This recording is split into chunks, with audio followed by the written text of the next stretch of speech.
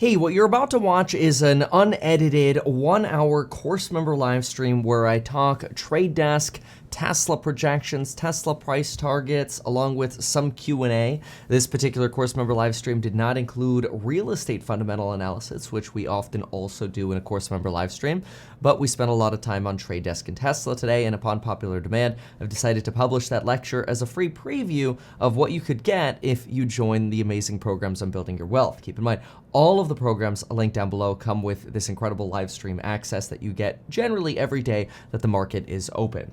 Thanks so much, and let's get into this. Remember, there is a coupon code PP that expires Friday, December 9th, which is also the same day that I will be ringing the bell at the New York Stock Exchange. Fair disclaimer, while I am a financial advisor, this video is not personalized financial advice. Remember live stream. So today, I wanted to touch on a little bit of looking into Tradedesk that I was doing this weekend, and then we'll do some Q&A. So let's hop on in and get started with Tradedesk.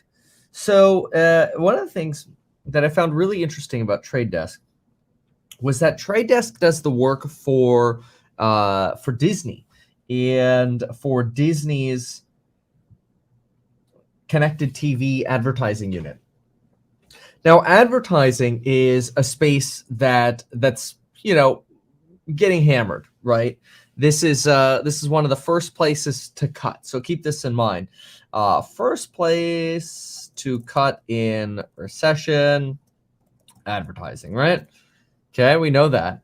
But in addition to that, we know that we had NBC came out this morning. I want to see if I can get exactly what their quote was. But they had a quote, NBC advertising.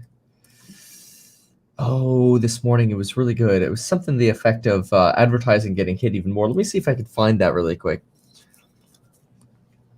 because that's always a big issue. I'll find that really quick. Okay, so NBC. Apple moving some iPad production to India. Yeah, that's not a surprise. They've been talking about moving to Vietnam and India for a while here. Everybody's trying to get away from China, honestly. China's like the anchor that's hitting everyone. It's kind of scary.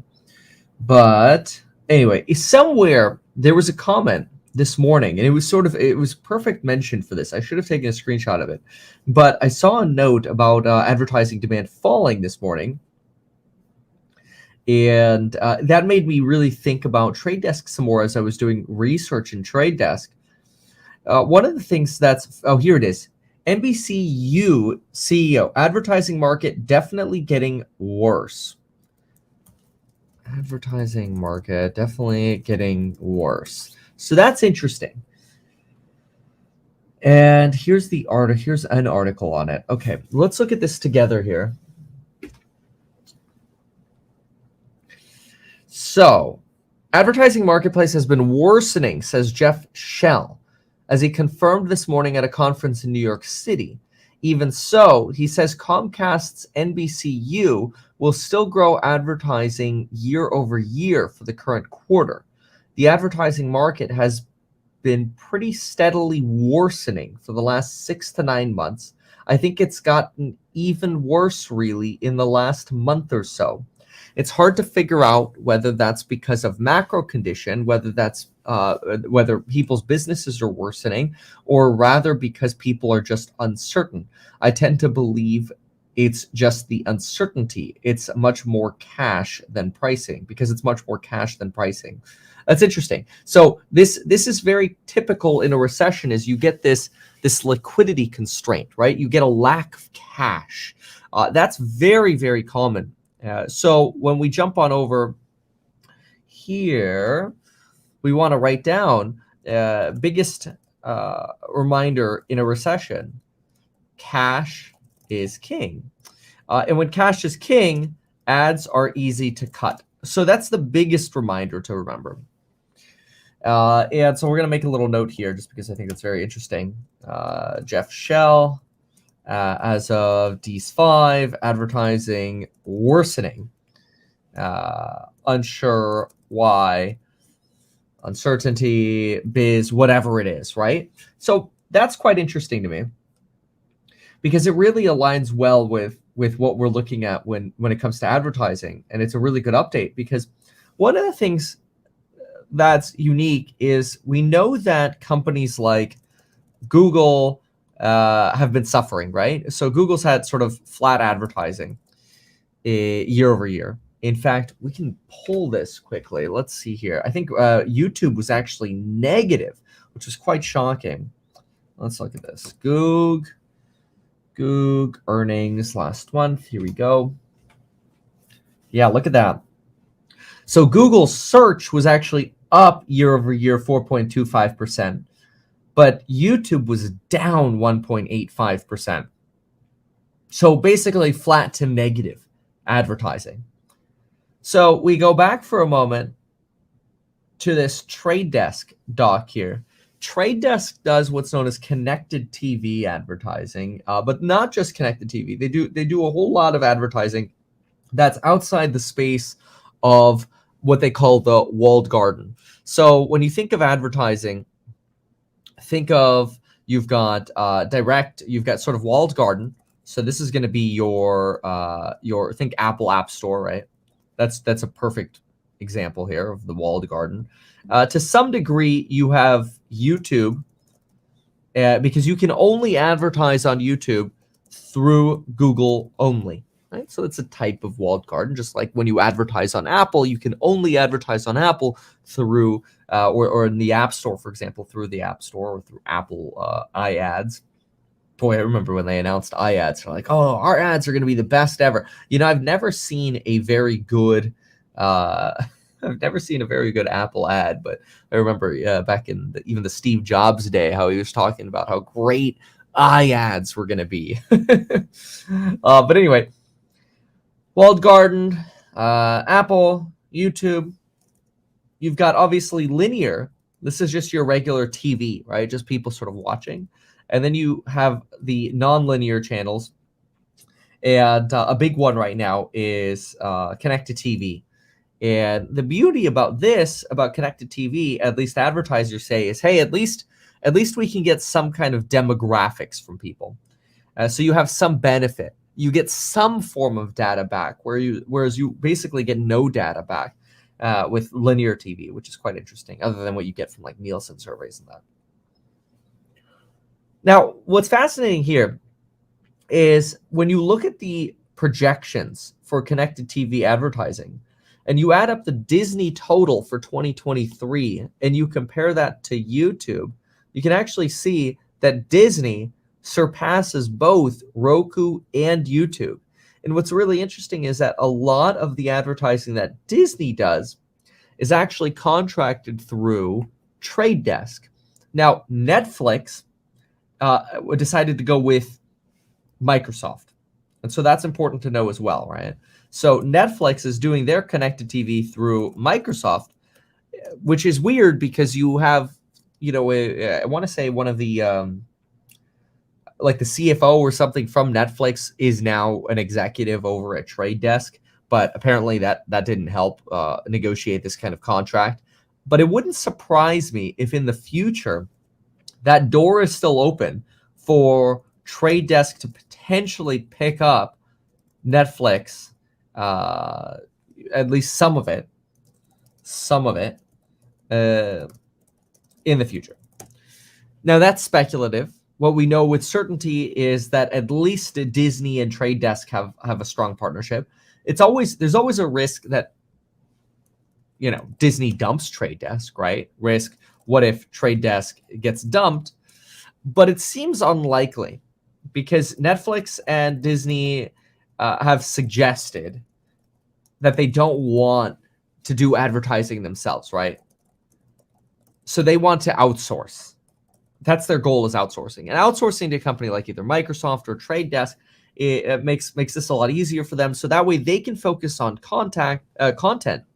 But the introduction of this ad-supported tier, what Netflix is getting into, the $7 a month thing over here, Disney is getting into the ad-supported tier. The theory, at least, is that the pie for connected TV advertising is just going to explode. That you'll have way more inventory of slots to place. And on one hand, people think, okay, well, if you have more, and this is a risk factor, right? In a recession, if you have more of a pie to place these advertisements, is there a potential risk that you're going to lessen the cost per, right? So in a recession, if you have more of a pie to place ads, Disney and Netflix, CTV ads, does that lessen the price per? And the answer here is possibly, right? Especially as businesses advertise less. But if it robs more from linear TV and provides businesses the ROI they're looking for, or at least a measurable ROI, which is it's a lot more difficult to measure linear TV advertising than it is to measure connected TV, then perhaps you accelerate the move from linear to connected TV during the recession. And this is the time actually where a business like Tradedesk could potentially grow and flourish, right? So this explains, I think, why you have a very bullish Tradedesk throughout their earnings call. They talk exactly here about that shift from linear to to basically connected TV, and they actually call this land grabbing, a perfect time for land grabbing. That this recessionary time, that first of all they're not seeing weakness, and that instead they think this is the time for them to land grab and build more. They also talk a lot about their UID2, which is basically their replacement for cookies.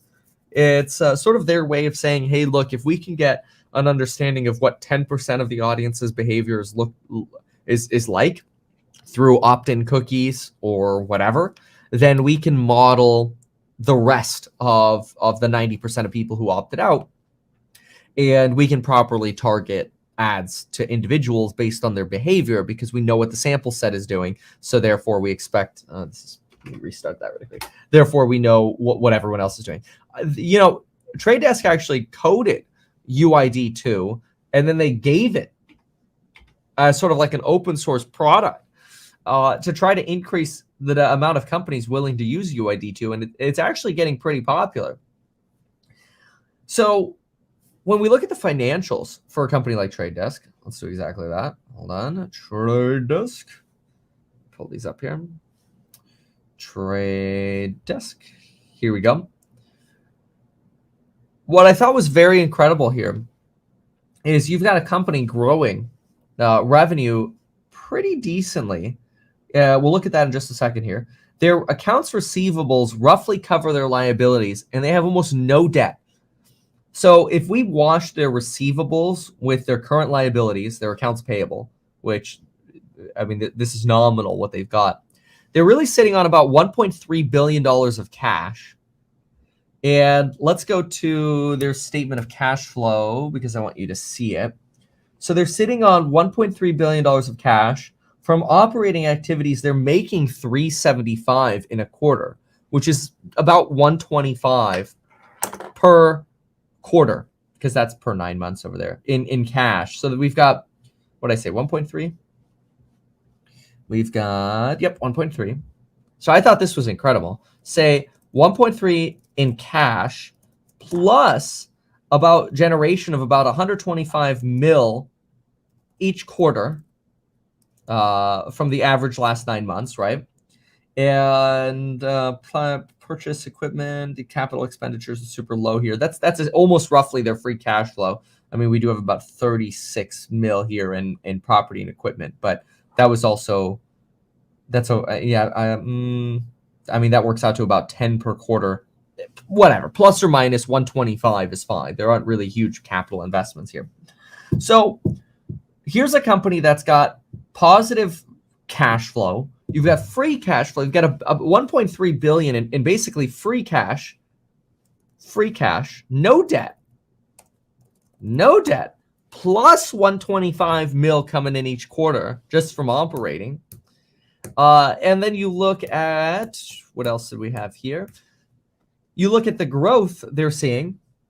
This was the year-over-year growth, which we expect there's the potential that this could slow down, right? 394 divided by 301, that puts them at about 30% revenue growth here. Their G&A expense popped a little bit due to one-time performance stock-based comp. So I'm not terribly worried about that G&A because that is typical on Wall Street. And they talk a bit about their growth. Let me see if I can find quickly where they talk about their growth here, what their projection is.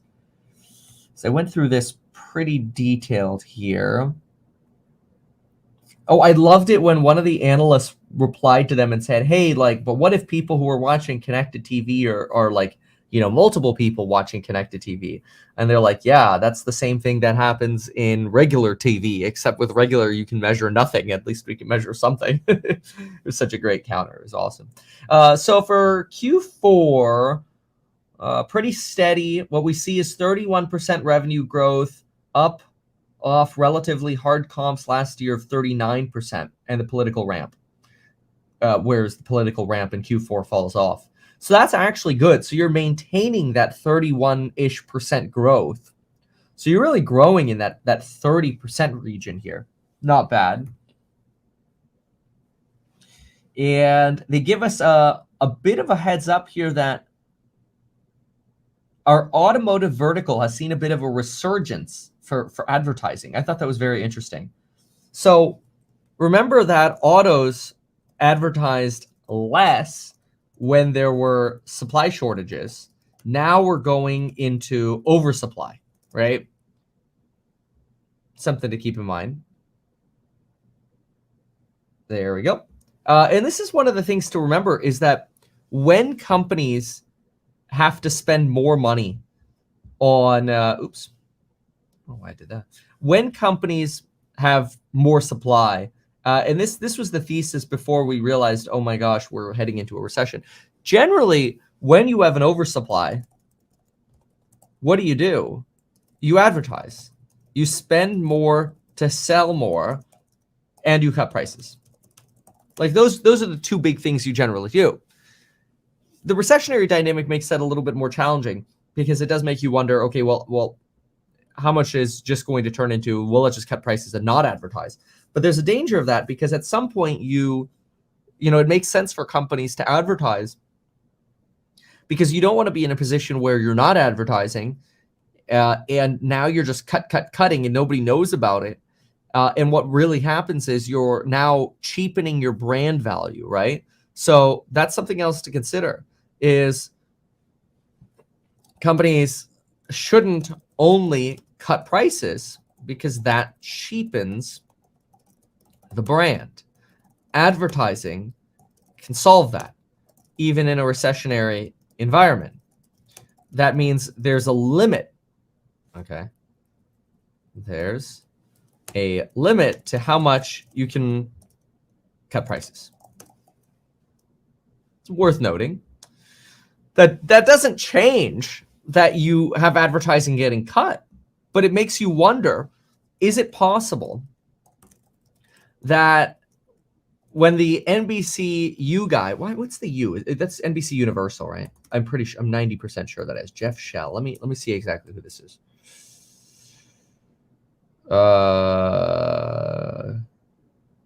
Jeff Shell, CEO of NBC Universal. Yeah, that's it. Okay.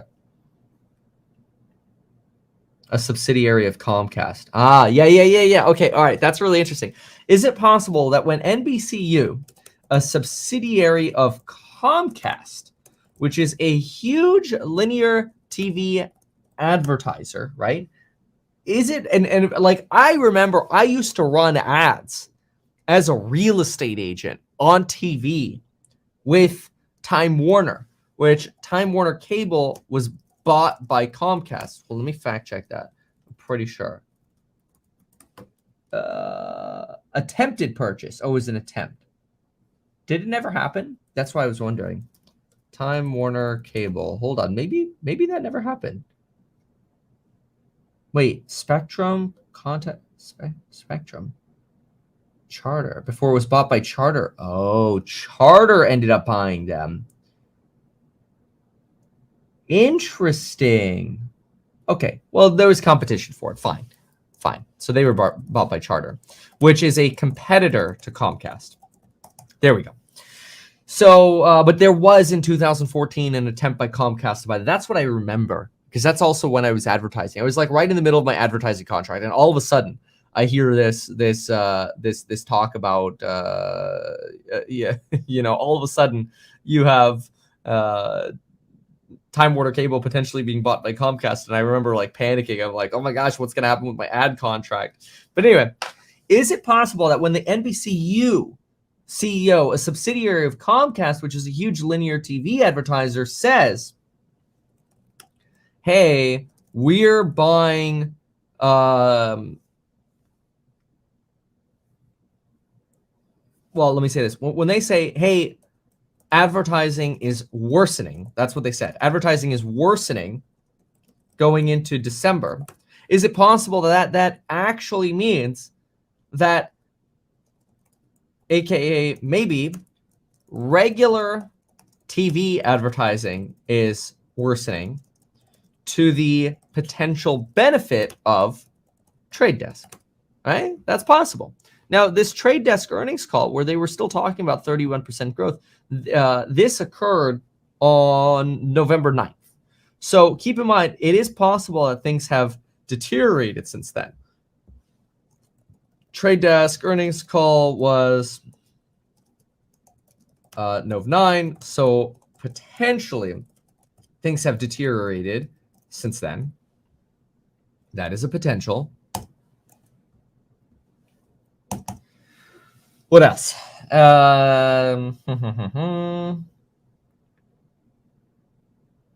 Okay, good. So that's Tradedesk. Can't think of what else to cover with Tradedesk. Does anybody have questions? Let's do that. Let's talk about some Q&A here. So shoot me some Q&A, especially if you have Q&A on advertising.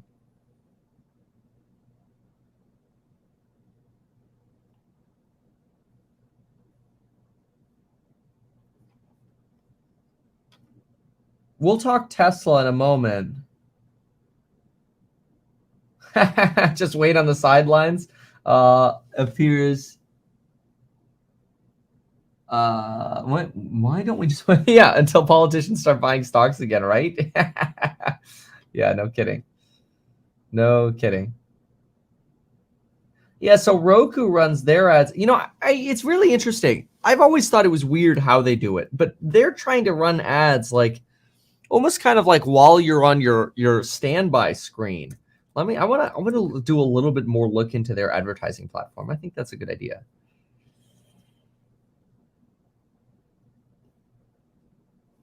Let's look at that together.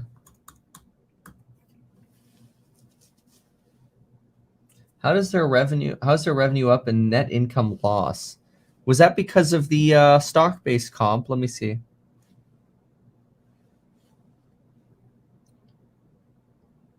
I mean, you might. What do we have here? I mean, because I see net income. It's small, right? It fell. And a lot of that was because of stock-based comp. It was like 70 mil of that was stock-based comp.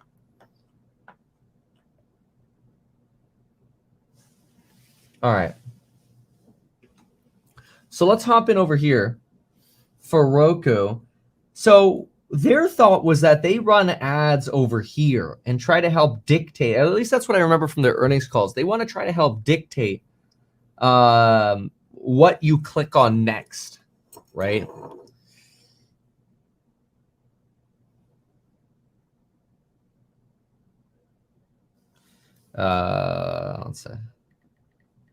One sec, sorry.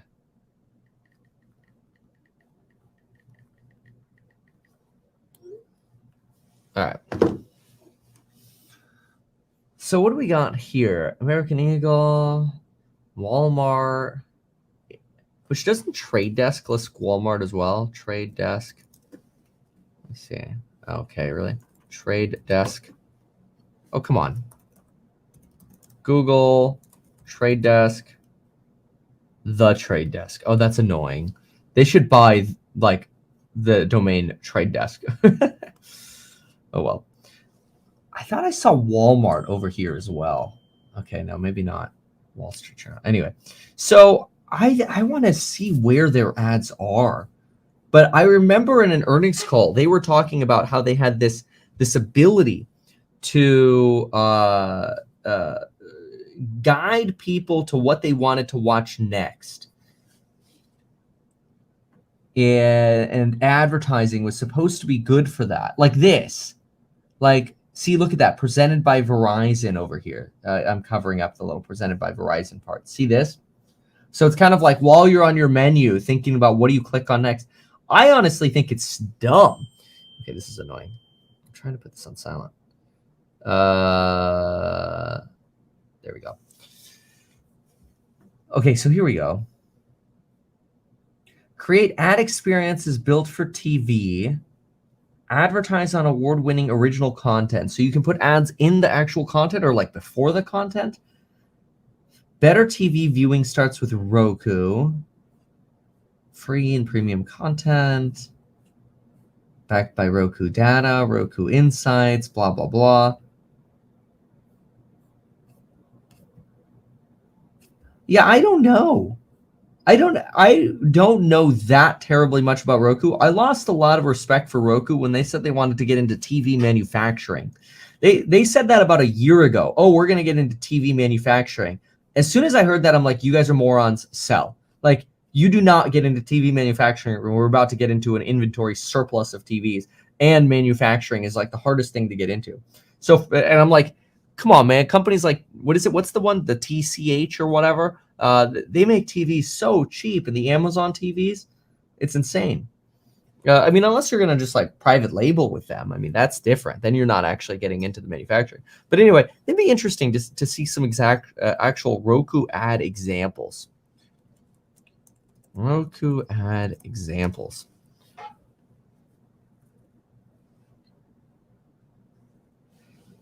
How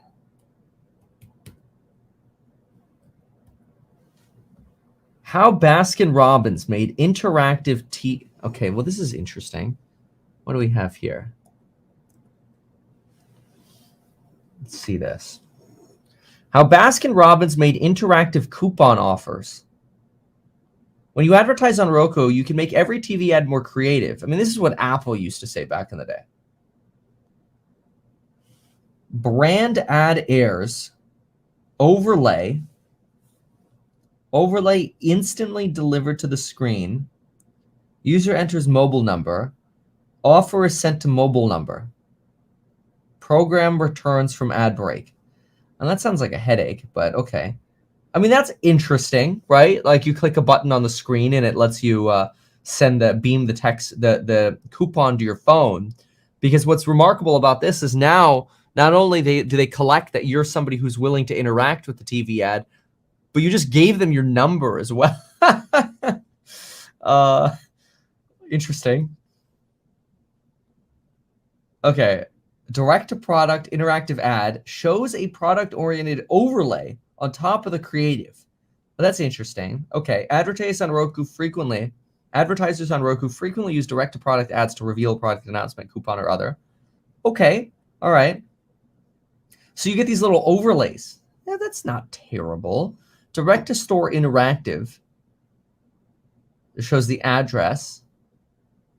Streamers can add the address to their phone. Would you eat mango ice cream every day? Polling ads to help re-engage users. Okay, interesting. You know, I think I would let the Roku numbers speak for that itself, rather than Roku, than speculate on it. But I think that's always the best thing to do, is just let the numbers tell the story.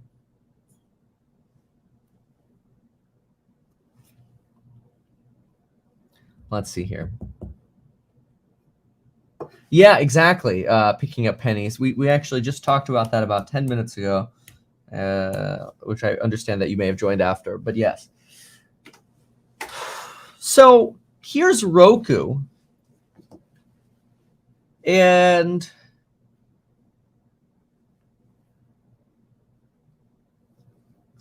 670 divided by 582 is 15. See, that's 15% platform growth year over year. So that's about half of what Tradedesk is doing in growth. Okay. And what was the 9-month growth? 1990 divided by 1581. That was 25.8%. So a decel on 9 months. So you have a deceleration here, while at the same time the margin actually looks like an well, no, that's that's player. Here, platform. Okay, what's the margin? 269, 296 divided by 670. That's a cost of about 44%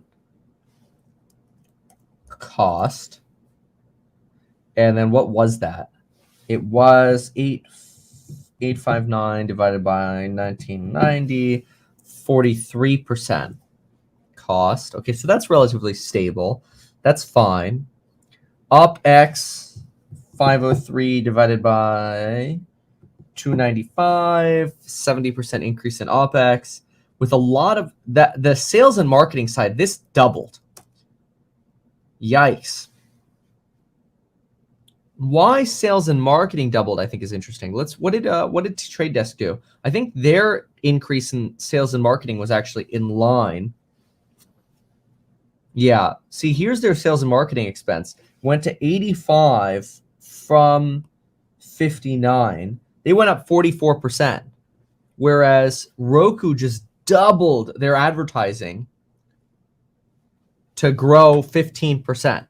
See, that's an interesting note, right? Look at that. Roku doubled their advertising. I wonder if they're advertising on Roku. Roku doubled their advertising to increase revenue 15%. Tradedesk increased advertising 44% to increase revenue 30%. Interesting difference, right? So, but okay, so they still grew revenues 15%, but they're also losing money. I mean, it looks like they were profitable last year before their SG&A exploded and their R&D. Yeah. Now all of a sudden we went to a money losing. They were profitable. And then they spent money like crazy. And now they're losing money. So they went from profitability to not. I don't know, like that. That seems odd to me, right? So like I have red flags with Roku. To me, it's like went from profitable to not even close. I mean, you're down 147 mil in the quarter, right? We could look if those are one time. That's one thing that bothers me. The management decision to get into TVs blows my mind. White label would be better, or private label. I'll say private. And yeah, the double of ad spend to increase revenue 15%. Like those are 3 red flags. So let's look at their cash flow here for a moment. Yeah, here's their cash flow, and their cash flow from operating activities. It actually came out positive. So that's actually interesting. What happened then? Oh, wow. Okay, the stock-based comp was 255. From a cash point of view. So that's where a lot of expense went. So it makes you wonder how much of that was one time, right? That's possible. 255 in stock-based comp. A lot of that could be one time, but it'd be worth looking into that. Stock-based comp. How much was one time? So that's interesting. Very interesting comparison there. Let's see if we can do a quick search here. Stock-based. If there's any kind of comment on it here.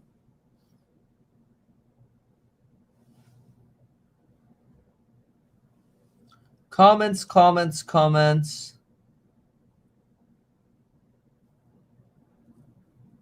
Yeah, in the last 9, well, but that was in 9 months. In 9 months, it was 255. So that means per quarter, it was actually only 255 divided by 3. It was 85 per quarter in 9 months. So about 85 mil per quarter. I mean, you're still at a loss then. So even if you add back the average, you're still at a loss. That leaves me a little bit at a loss. Anyway, let's go ahead and get back to a little bit of more here. Roku probably had a hiring spree just like every other company, probably. Tesla's running ads in China like a full-on commercial. Are you serious? Tesla. I mean, it sounds like China is just hell right now.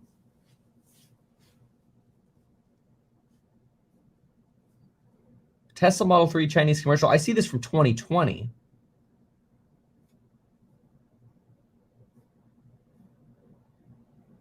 It looks like they've actually been advertising in China for a while. Even in 2016, they made an ad.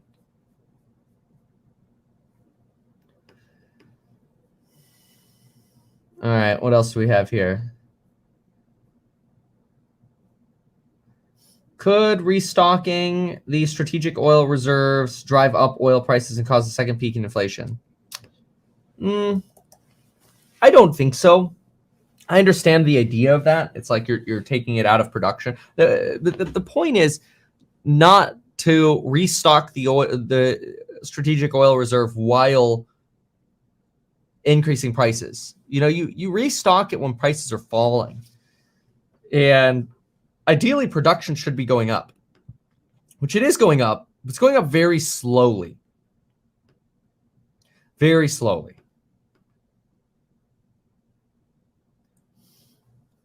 Let me see quickly what the dollar is doing, because I'm pretty sure that's been falling.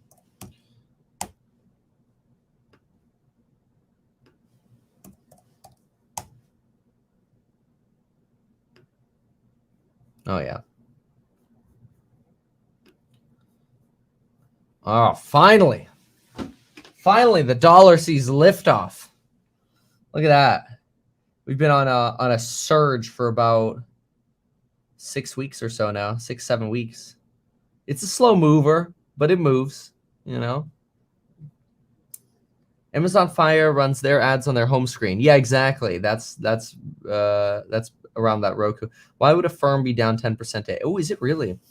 That's actually quite interesting. It's a oh wow, probably a fear of the consumer, quite frankly. Yeah, today it's a bloodbath out here today. What's up? Volatility. I love it when you sort to see what's up and the only thing that's basically up is volatility. Oh man, that's dirty. Who watched my video on Open Door this morning? Oh, dude, Open Door was. Oh, if that rumor's true, they are so bankrupt. And if you look at the financials for Open Door, it is so bad. I hope you watch my video where I go through these numbers on Open Door, because it is so bad. Like, if you want to see what a company looks like when they're going bankrupt, you need to watch that video I posted this morning about Open Door. You know, I'm not trying to use this as an opportunity to advertise other videos, but it's so bad. Anyway.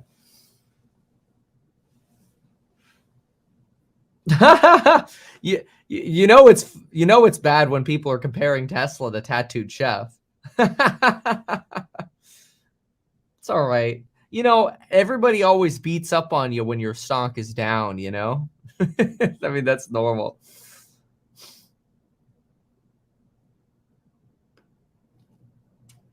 How is revenue up and they had a net income? Okay, yeah, we answered that question. Okay, so let's move on now from Tradedesk to Tesla. So we've talked Tradedesk. Let's just have a serious convo about Tesla. You know, It's pretty wild. I part of me just wonders how much of this is localized to China, because I do think that China is in a terrible position. Let me grab something here. Let me grab the last Tesla. So I could just write my notes on it, so it's in a place where it makes sense. Feel free, and you're welcome to ask Tesla questions as well. So, where's my Tesla earnings call? That's odd. Hold on, I'll just get it. I'll get a new one. Oh, that's right. I watched the Tesla earnings call live, so I don't actually have the earnings transcript, because when I watch it live, I take notes in a different place.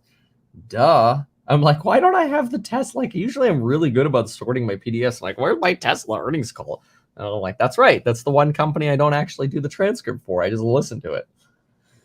All right. So let's make some notes here. Okay. So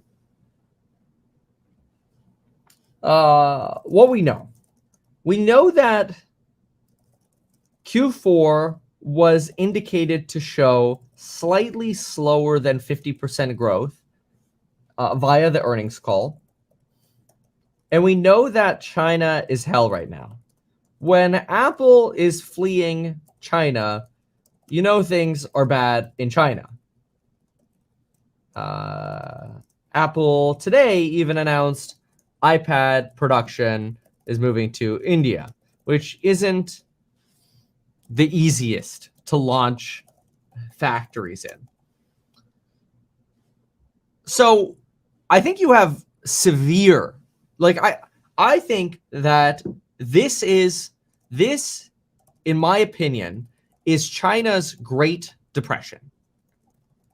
I think their numbers are cooked, right? Their GDP is totally cooked. And I think that their housing blowup is destroying consumption.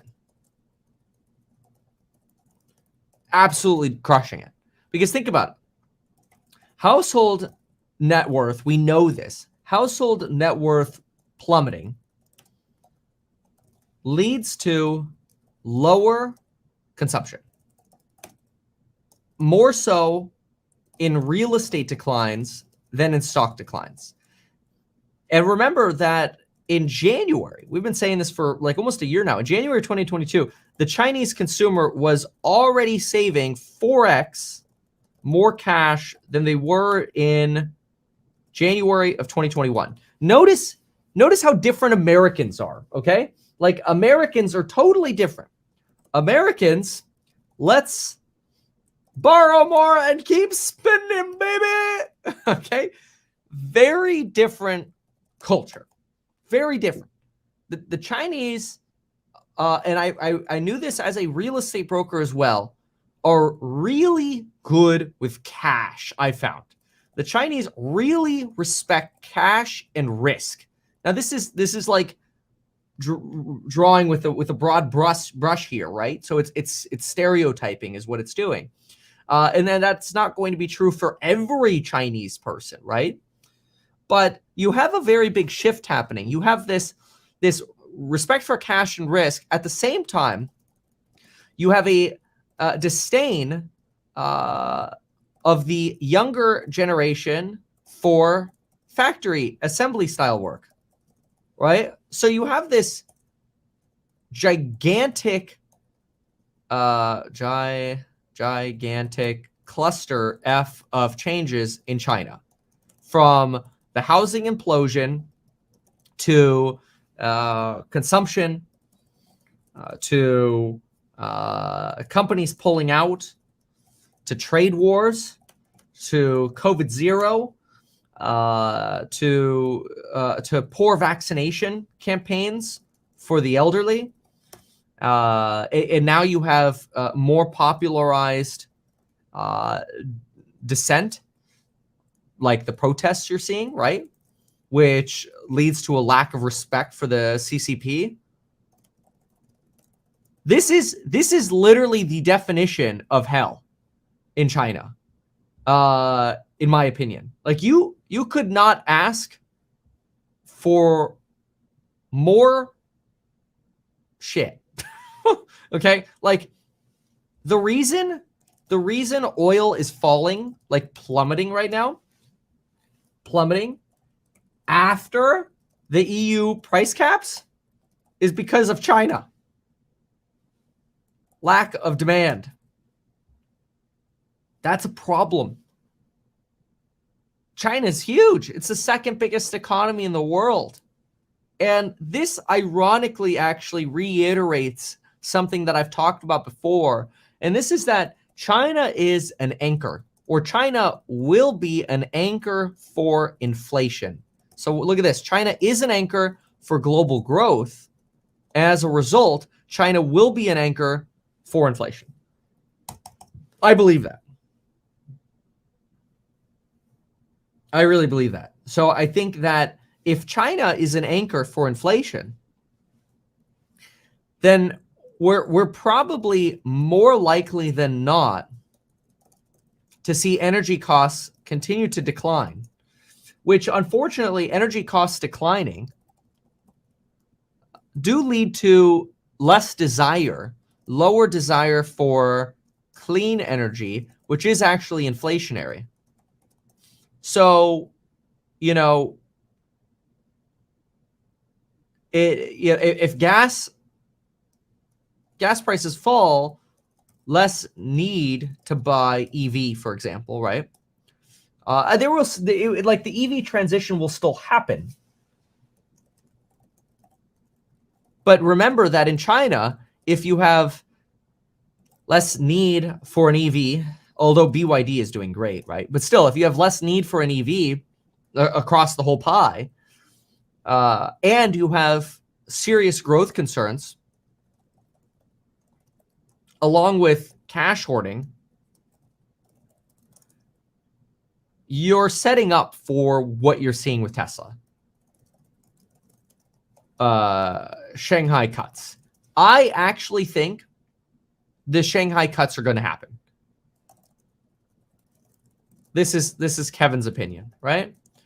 I am a big believer of that. Where there's smoke, there's fire. And when you look at the Google search trends for Teslas, they're going down. The lead times are going down. The backlog is being burned. Obviously the insurance incentive and price cut incentive in China didn't help. Insurance and price incentive in China didn't help. So then you get into this phase where, okay, I guess we're just done in China, like for now, maybe China just grinds to a halt. And then you wonder, can Shanghai move to more export only? Because they batch these, right? I mean, if you manufacture a car manufactured for the Chinese market belongs in the Chinese market.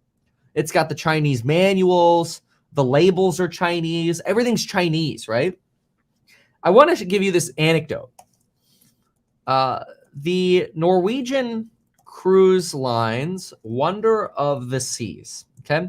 Guess where that sucker was going to go first? That launched in 2020. Guess where it was going to go? Does anybody have a guess where the Wonder of the Seas? I just went on it in a Caribbean cruise, okay? I was just on it. Guess where that sucker was supposed to go?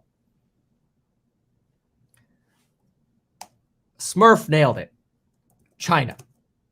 It was fully labeled for China. Everything was Chinese. And they had to relabel the entire ship.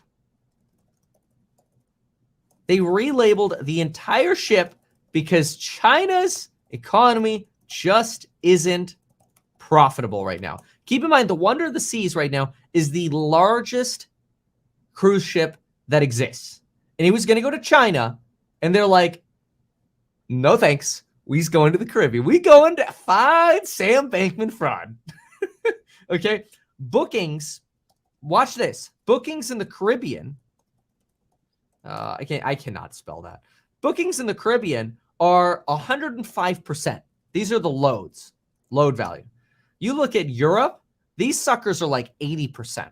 China has to be much worse. It's crazy. It's crazy. So, you know, this shift in China, I think, is very, very much not I don't think this is a, and I want to be careful because I don't want to be like blindly bullish, right? Like, I'm not trying to explain this away. This is bad. I think it's bad. It's very bad. Like, Tesla having a demand crisis is the worst thing that could happen for Tesla. In fact, it's exactly what I've been saying ever since I started buying Tesla. I go, as soon as Tesla's demand story goes away, the stock crashes. And I mean, it's already fallen a lot, but it just gets worse. I don't know, though, that issue is contagious to the rest of the world, right? So that's the question. If you're a Tesla investor, you have to ask yourself, is the demand contagion in China contagious to the rest of the world? I do expect excess demand to evaporate. This I do expect. I do think excess demand in Europe and US, excess demand should evaporate in recession. However, it should match production. That's the thesis, right? Thesis. China collapsing, it really suggests probably an adjustment needed in manufacturing, in their manufacturing plans and their exporting plans. So I think what means the following for Tesla. Means the following for Tesla. All right. So first of all, we have to know this. Shanghai has the highest margins for Tesla. Keep that in mind. So Shanghai collapsing, I think, means the following. One, they have to plan for less Chinese production and more exports. But there's a limit. There's a limit here. You don't necessarily have the supply chains to get all of the production out of China yet. That's trucks, that's boats, etc. When I say boats, it's obviously ships. Let me change that because some people get mad at me when I make tiny little mistakes. Ships, the cost, this is beautiful actually. The cost to ship a container from China to LA is now sub $2,000.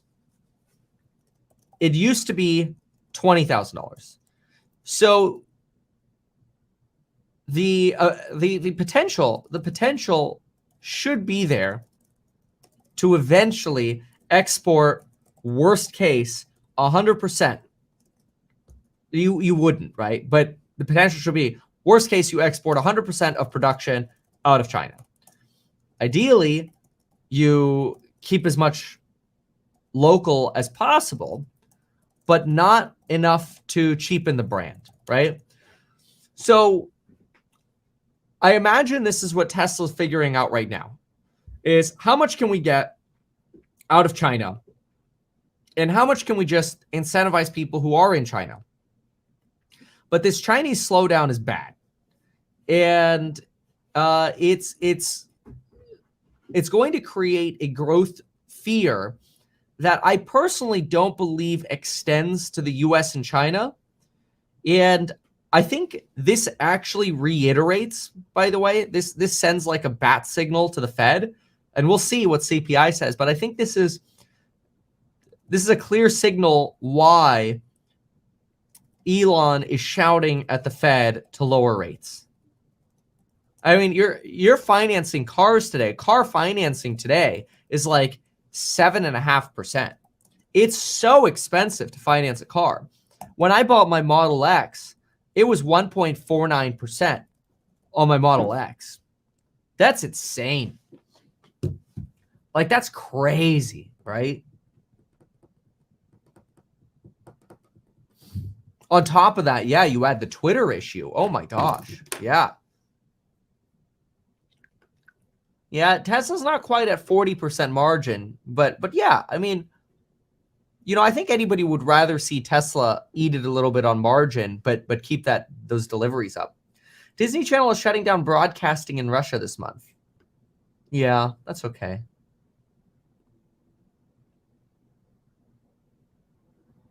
I don't think Elon's going to take Tesla private. Yeah. You know, it's going to be a while before I could really look into something like Mara for crypto. Why? Like, if you watched my crypto video yesterday, I got like the most hate ever on a crypto video on that crypto video yesterday. But that's just what I believe. Like, I don't think I'm wrong. Of course, I'm willing to be wrong. That's why I think what is unique about the videos I make is I'm willing to have an opinion and be wrong. You know, I'm not afraid of that. But yeah, I got 1.49% a few years ago on my lease to buy out, then sold a car last year for 1K under the new MSRP. Oh my gosh. Isn't this a bigger problem for all other manufacturers? Of course. Everyone. What would you need to see in Tesla to make you sell? Kevin, we getting killed in the streets. Yeah. You know, I always think, I definitely think that the proper allocation to Tesla for me is much closer to like a quarter, like 20-25%. I think that's a very good allocation to Tesla for me. It's not a recommendation for anyone else. Although I think in certain circumstances, if you had to pick sort of a basket of stocks, that argument could be made as well for somebody else. I don't know anybody else's situation, but I think Tesla has a lot of real power. The problem is they're not as resilient in this recession as hoped, mostly what appears to be because of China. And that's very unfortunate. So, yeah. Yeah, I was thinking about making a video on the Twitter Biden thing. I don't really know what to say. It's yeah. Can't Tesla? Yeah, but there's a limit to how much you can lower prices, right? Because if they drop prices, say $10,000 in China, then it cheapens the brand across the world, right? Then they're like, why am I overpaying for that car here in America, right? So it's not that easy. Your thesis supports further downside risk at Rivian and Lucid. Oh yeah. Oh yeah. My allocation is way bigger at the moment. Yeah, it is. Well, that's my allocation is much larger right now because I believe that at some point within the next year or two, Tesla itself could be in a substantially stronger position in terms of its stock, right? But also the company. I mean, I think you got to get in a year. Think about this. Think about where we'd be in a year from now. All right. So I think that's just worth brainstorming. Let's see here. We actually have that. Not here. Here. Hold on. Where are the production numbers? Stand by. Here. So these are the capacities, right? It's not where we are now. I mean, Shanghai is, but let's say 750,000, 750 plus 250 plus 250 plus 550 plus 100. So we're at roughly 1.9, call it 2 mil. Okay, so in a year from now, in 1 year, we should be at around 2 mil of vehicle production for Tesla. If we hit 2.1, that would be about the 50% growth trajectory. This, though, assumes a lot. One, can we sell those vehicles? Number two, can we ramp Austin? 3, can we ramp Berlin? 4, it's probably going to require will commodity prices cooperate, right? Decline, and then will interest rates decline cheaper purchasing, right? So I believe the answer here is yes. I believe the answer here is yes.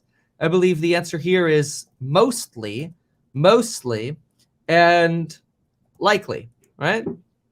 So if you have a different answer to these questions, Tesla stock might not be for you. You know, you have to determine that yourself. But in a year from now, if you can get out of this 2022 hell to 2023 boom, then I believe you're in a position where Tesla stock should be substantially more valuable. Let me see here. So if we do, I want to compare to, I'm going to do my own number here in a moment. But if we look at Doomberg, so Doomberg's forecast for the end of next year is 554. Doomberg is at 559 in EPS. And then Kevin at 2.1. Let me see if I can get that spreadsheet really quick. Let's see here. Tesla. Okay. So if I change this to 2.1 vehicles, 2, 3, 1, 2, 3, and then I go to 0 for energy, just for giggles, and a margin. Well, no, I'll keep that at a lower percent. I'll keep that at like 1%. Yeah, 1%. That's fair. Okay, and then I go to an expense margin of, I'm going to increase their margin a little bit to 72%. That's their expense margin. I know you can't see anything on screen right now. Hold on. Current shares outstanding. Okay, that's fine. Hold on. That would get us to, I'm trying to figure out, how do they get this EPS? It might take me a moment to put this together. Hold on a sec. Number of vehicles, shares outstanding. I need to confirm that. Yeah, that'd be about 100. No, because they're projecting about 114 bill in rev. Oh, right. But if you consider leases in that altogether, that's fine. I'm at 119 bill in revs. That's fine. Okay, I went ahead and fixed the issue. At the end, I had an issue with a spreadsheet. I wrote here on Discord that I fixed it, and that's because Tesla's OPEX was set to 2025 levels, which is twice as high as they actually are trending today. Once I fixed this, I was able to project a one-year price target of at least $328, 73% upside for Tesla, at 2.1 million vehicles produced at a 30% margin and $53,000 average revenue per vehicle, including any FSD. Although I do think that we could be substantially including a lot of margin of safety here. Semi-trucks, additional FSD revenue, insurance revenue, energy revenues, although I am including some energy revenues. I try to include as much of a margin of safety as possible. This would be at a 50 PE ratio, assuming 50% EPS. That would be a 1 peg. And usually Tesla trades for 1.5 to 2 peg, so I believe that is an additional margin of safety. At a reduced $4.5 million in 2025 and a $6K reduction in revenue per vehicle, despite FSD, with 30% margin again, FSD included per vehicle, I use a 45 PE, 45% EPS growth rate, 1 peg again, margin of safety here, since usually we could reasonably be at 1.5 or 2 for 2025. I get to about 565 as a price target, or about 43% per year return compounded for the next 3 years. As a projection estimate, not a guarantee, obviously.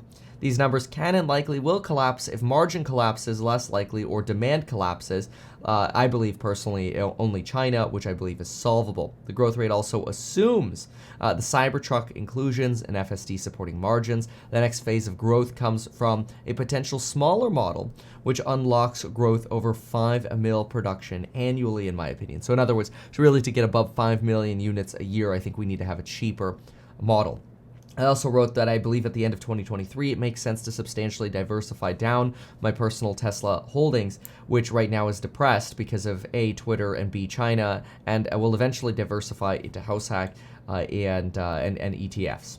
Do keep in mind that if you believe in, for example, Kathy's ability to rebalance for you, there's some significant tax benefits by having somebody else in an ETF be able to rebalance for you, because since you're holding the ETF ticker, you can actually have a portfolio that gets rebalanced without necessarily incurring the crazy tax penalties of rebalancing a portfolio yourself.